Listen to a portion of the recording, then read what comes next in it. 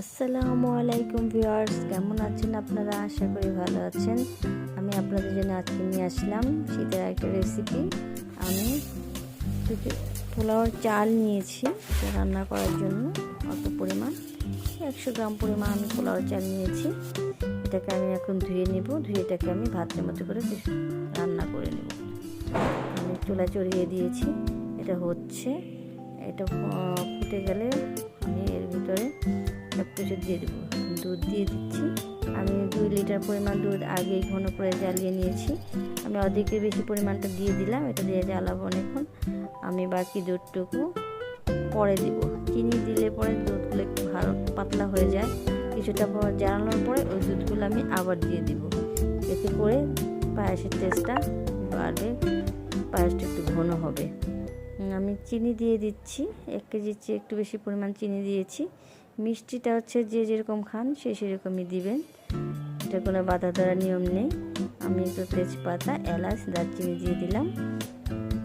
বারবার নেড়ে দিচ্ছি, কারণ মিষ্টি জিনিস বারবার একটু নেড়ে দিতে হয়, নিচে লেগে যায়।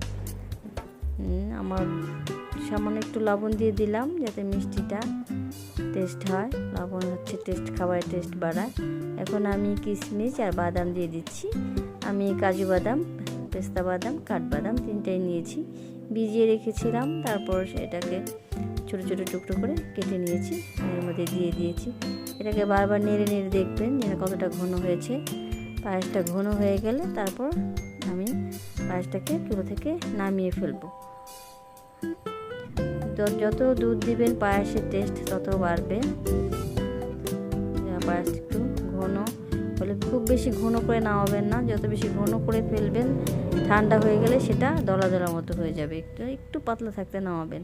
আমি নামিয়ে নিয়েছি, এটাকে গার্নিশ করে ফেলেছি। আমি বাটিতে নামিয়ে পেস্তা বাদাম, কাঠবাদাম, কাজু বাদাম এবং কিশমিশ দিয়ে সাজিয়ে নিয়েছি এটাকে পরিবেশন করার জন্য।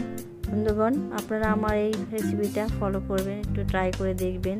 আশা করি আপনাদের ভালো লাগবে। শীতের আরেকটা রেসিপি এটা। সবাই ভালো থাকবেন। আসসালামু আলাইকুম।